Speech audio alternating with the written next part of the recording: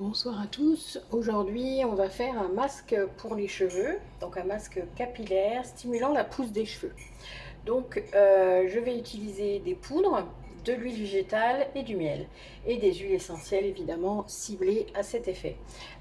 Donc, je vais commencer par les huiles, comme ça sera plus facile après à mélanger. Donc, de l'huile de ricin, très connue pour le tout pour les cheveux.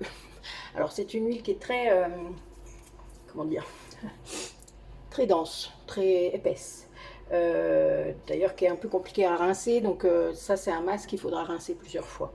Donc là je ne mets que 15 grammes. Alors je vais faire dans un pot de 100 grammes et donc 15 grammes d'huile de ricin. C'est une huile transparente, hein. On fait attention, on essaie de ne pas dépasser. Voilà. Ensuite, on va utiliser l'huile de nigel qui est très très bonne pour purifier le cuir chevelu et pour les peaux à problème, donc pour le cuir chevelu, vous vous doutez, c'est nickel. Euh, donc 15 grammes aussi.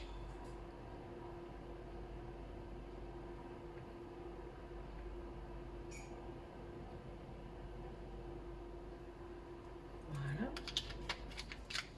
Alors vous savez que j'aime pas quand ça coule, donc hop, je récupère toujours, ça évite que ça s'encrasse. Je vais mettre du miel, du vrai miel, hein. Du miel liquide c'est mieux quand même. En tout cas c'est plus facile à verser. 15 grammes également.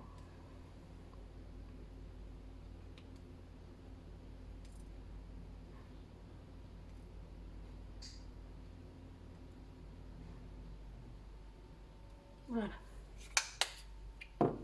Et là, je vais commencer à fouetter un peu, puisque le miel étant un peu plus solide, on va dire, il faut quand même qu'on ait une base uniforme pour pouvoir mettre les poudres.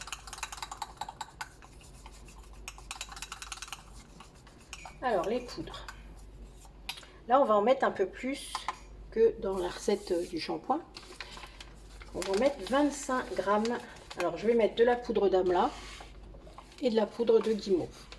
D'accord ? La poudre de guimauve va faire des cheveux qui se démêlent bien, qui sont vraiment magnifiques. Et la poudre d'amla va plutôt purifier le cuir chevelu, hein. Bon, elle agit aussi sur les cheveux. Alors 25 grammes. On y va doucement.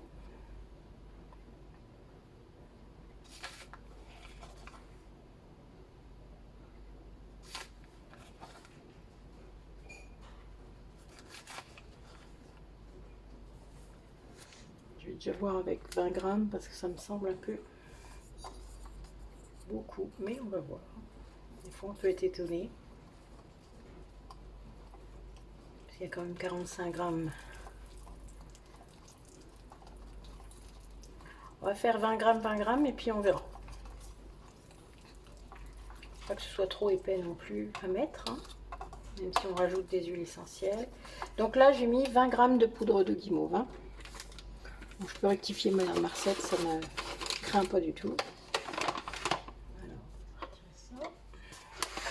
Et pareil, on va mettre 20 grammes de poudre d'amla.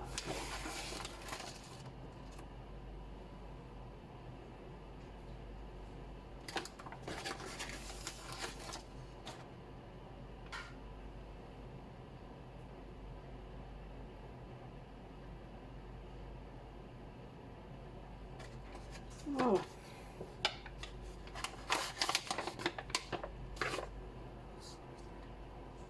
On remet doucement.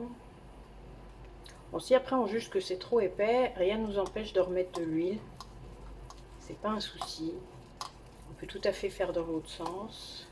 Et là, moi, je trouve que c'est un peu épais. En tout cas, pour poser sur ses cheveux, ça va pas forcément être simple. C'est quand même mieux quand c'est un peu plus liquide. Donc, je m'en vais de ce pas remettre. Alors, j'avais mis 15 grammes de nigel. On va remettre 15 grammes. Je pense que ça peut être pas mal.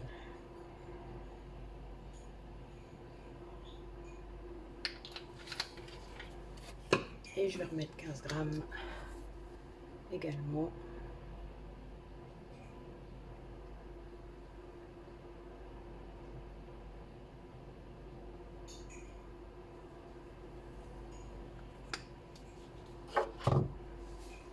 Et on y va doucement. Ouais, c'est mieux. Donc vous voyez, vous réajustez. Hein. C'est comme de la cuisine. Hein. C'est vous qui savez par rapport à la texture que vous aimez bien pour les masques. Hein, vous savez que c'est pas si simple à étaler. Tout dépend de vos cheveux évidemment. Hein. Et vous en mettez en priorité sur le cuir chevelu puisque la pousse elle vient de là. Hein. Sur le bout de vos cheveux ça ne changera pas grand chose. C'est surtout votre cuir chevelu qui doit être traité. Et si il vous en reste, vu que la poudre est aussi très bonne sur les cheveux, évidemment vous en mettez sur vos cheveux. Mais la priorité est bien vos racines. Voilà, moi je trouve que c'est mieux. La couleur, c'est pas très grave, c'est lié à la couleur des poudres. Hein. En tout cas, moi je trouve ça sent bon.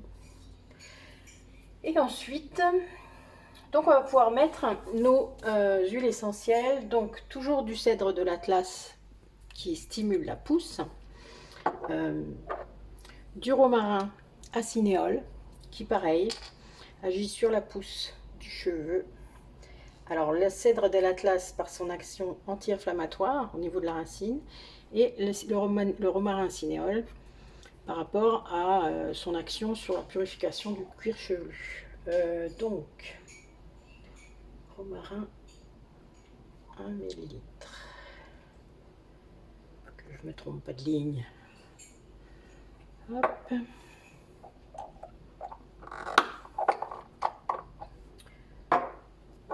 Le cèdre de l'Atlas, je vais en mettre 2 ml.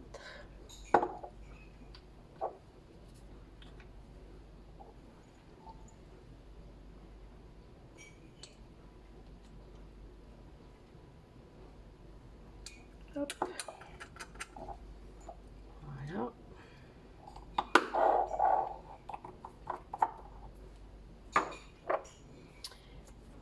Et je rajoute l'huile essentielle baie Saint-Thomas. Alors je ne le garde que pour faire ça.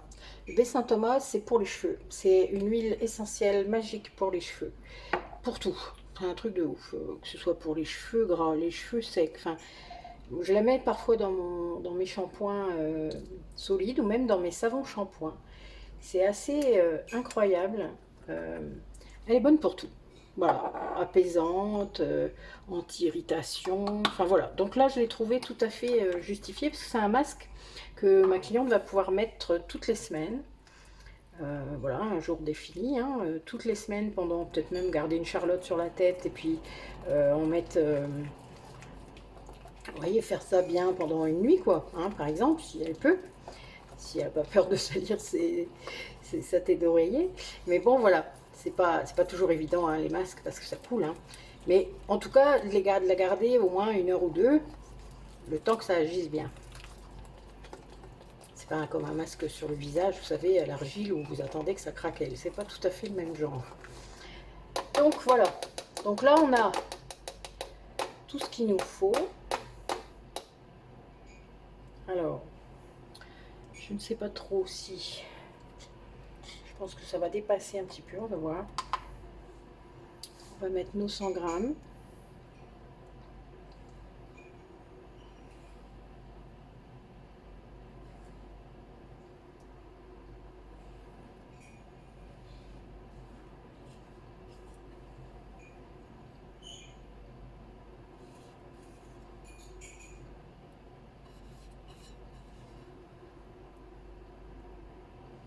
Voilà, on a 114 grammes, mais a priori ça va rentrer dans le pot.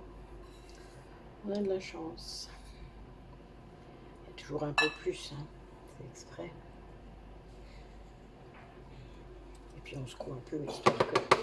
Voilà, vous voyez, qu'on puisse mettre le couvercle quand même. Voilà, donc une étiquette. Hein. Alors là, j'ai pas mis de conservateur exprès. J'aurais pu en rajouter, hein. J'aurais pu remettre du Cosgar, mais c'est... Vous voyez, là, avec ça, elle en a pour... allez... 2, 3, 4. Oui, un soin 4 fois, a priori. Donc 4 semaines. Voilà, en un mois, il n'y a pas de souci. L'huile de ricin est très très bonne au niveau de la conservation, le miel aussi. Donc en fait, il n'y a vraiment pas de problème au niveau des bactéries là. Avec les huiles essentielles, là, on est bon. Mais si vous avez peur, n'hésitez pas à rajouter du Cosgar. Vous mettez 1 millilitre, pardon, 1 millimètre, c'est bon, 1 millilitre, puisqu'il y a 100 grammes. Donc 1 millilitre, c'est très bien. D'accord? Voilà. Donc ça, c'est fait. Une petite étiquette comme d'habitude. Et normalement, avec le Cosgar, c'est bon 3 mois. Mais là, vu qu'il y en a que pour un mois, je vous dis, c'est pas gênant qu'il n'y ait pas de